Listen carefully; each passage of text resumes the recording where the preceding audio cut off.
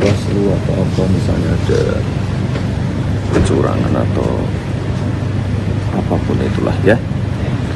Mas, soal yang GM kemarin Mas, yang foto sama TNI kemarin Mas. Apa? Yang Gunawan Muhammad itu loh, yang foto sama TNI.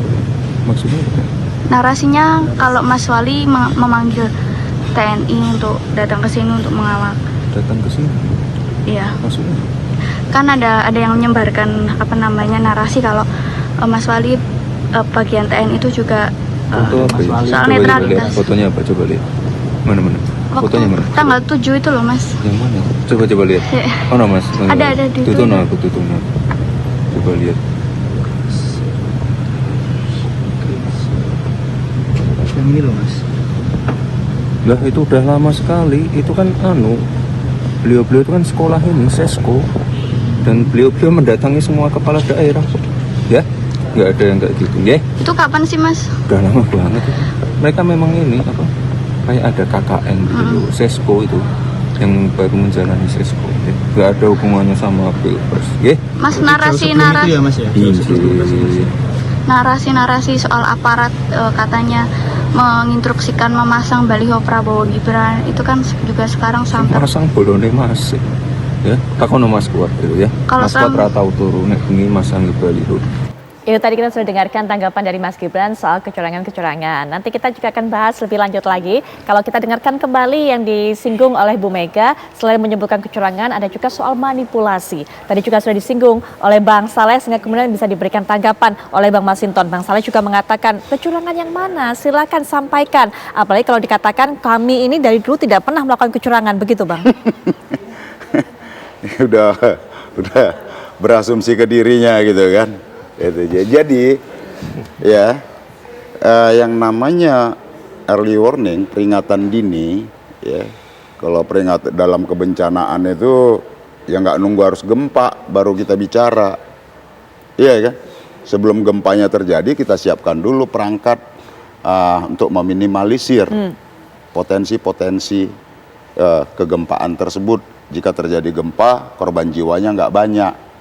Jadi kalau bicara peringatan dini itu penting karena itu berangkat dari pengalaman, gitu loh.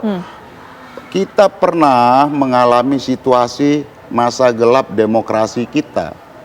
Kita agar tidak terulang kembali ke era otoritarianisme seperti masa Orde Baru, gitu loh. Maka kita memperjuangkan reformasi dan demokrasi itu adalah bagian komitmen kita untuk menjaga demokrasi dan kedaulatan rakyat itu, ya, tanpa ada upaya-upaya intervensi, tidak ada upaya manipulasi, ya.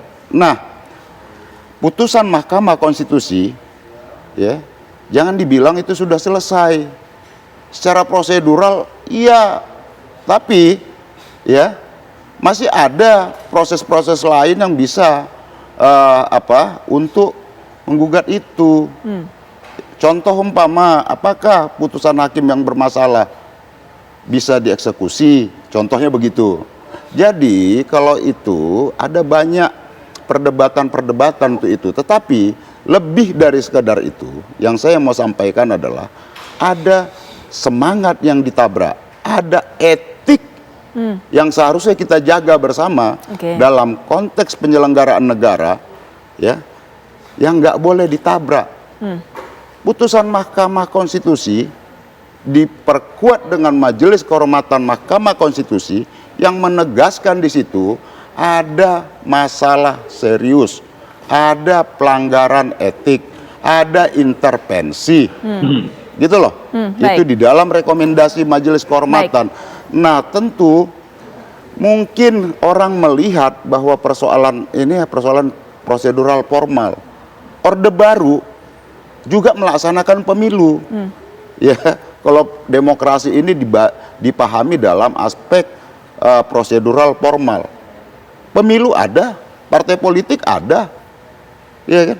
Nah, tapi apakah pemilunya diselenggarakan dengan secara demokratis? Rakyat berdaulat dalam menentukan pilihan? Tidak.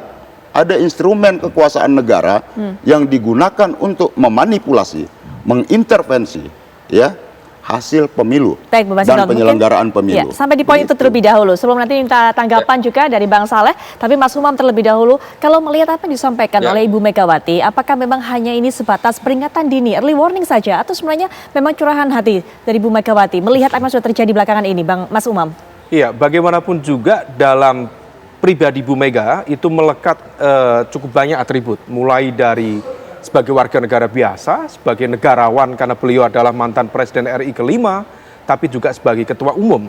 Maka ketika kemarin disampaikan, to some extent dalam konteks tertentu memang ada batasan dan kedisiplinan yang cukup baik. Beliau tidak menyebut satupun pasangan capres-capres dan tidak menyebut sekalipun ini konteksnya menuding kekuasaan siapa. Even kepada kekuasaan Pak Jokowi tidak disebutkan. Tetapi bagaimanapun juga ada satu hal. Pertama, bahwa concern yang disampaikan oleh Bu Mega sebenarnya terkait dengan konteks legal formal, saya pikir itu sudah selesai, Bang. Karena bagaimanapun juga di pasal 24 konstitusi, putusan MK legal and final and binding. Tetapi memang relevansi dari statement Bu Mega itu memiliki kaitan cukup erat dengan hasil putusan Majelis Kehormatan Mahkamah Konstitusi, yang salah satu poin yang cukup membuat kontroversi di banyak pihak dalam konteks ini adalah membuka hasil investigasi di mana ada ruang di mana Pak Anwar Usman sebagai Ketua Mahkamah Konstitusi membuka ruang bagi hadirnya intervensi pihak eksternal. Tetapi concernnya, Mbak, per hari ini kemudian seolah tidak ada satu gerakan politik cukup intens untuk membuka lebih real. Ini basis intervensi eksternal itu dilakukan oleh siapa? Padahal ada keyword.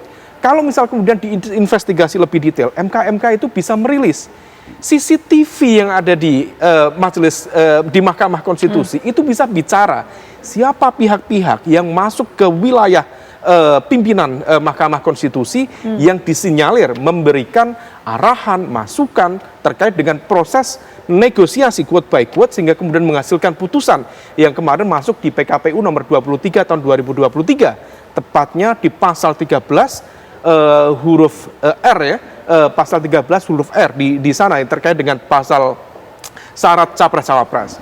Nah, oleh karena itu kalau misal itu dibuka secara jelas dan memang kalau misal ternyata melibatkan misalnya elemen dari pihak eksternal, terutama dari eksekutif. Nah, di situ ide Bang Masinton yang lama terkait dengan angket itu menjadi relevan. Tapi kalau misal kemarin katanya ada angket yang diangketkan adalah putusan MK, memang itu bukan objek bukan objek hak angket DPR. Tetapi kalau misal ada kemudian keterlibatan dari pihak eksekutif di mana ini menyangkut proses administrasi pemerintahan, wilayah eksekutif yang bermain, maka itu menjadi relevan. Nah, di level ini yang kemudian tampaknya kita juga bertanya, kenapa kalau misal memang itu yang diperdebatkan, tapi kemudian tidak ada pergerakan signifikan dalam konteks politik praktis untuk membuka itu secara terbuka. Itu satu sisi. Di sisi yang lain, diakui atau tidak, statement dari Bu Mega kemarin itu adalah sebuah ekspresi yang begitu terbuka dari Bu Mega, dan itu adalah sebuah penanda bagi titik pisah antara Bu Mega dengan Pak Jokowi dan keluarga besar beliau. Karena bagaimanapun juga memang betul Bu Mega tidak menyebut sekalipun, dan itu adalah bentuk kedisiplinan yang tadi saya sampaikan. Tetapi di saat yang sama, cerita Bu Mega merecall sejarah tentang kekuasaan sentralistik di era Orde Baru, beliau sebenarnya ingin memberikan pelajaran sekaligus mengkontekstualisasikan apa yang terjadi di saat itu dengan yang terjadi di saat ini. Jadi secara tidak langsung statement Bu Mega itu adalah sebuah sentilan sekaligus hantaman kepada Pak Jokowi yang disinyalir menjalankan praktik-praktik kekuasaan yang dinilai agak mirip dengan apa yang dirasakan Bu Mega pada era Orde Baru dulu. Baik, Mas Umam, kita sampai di sini terlebih dahulu. Nanti Bang Saleh juga bisa berikan pandangan, tapi setelah jeda berikut ini apakah Pak Indonesia Malam akan segera kembali.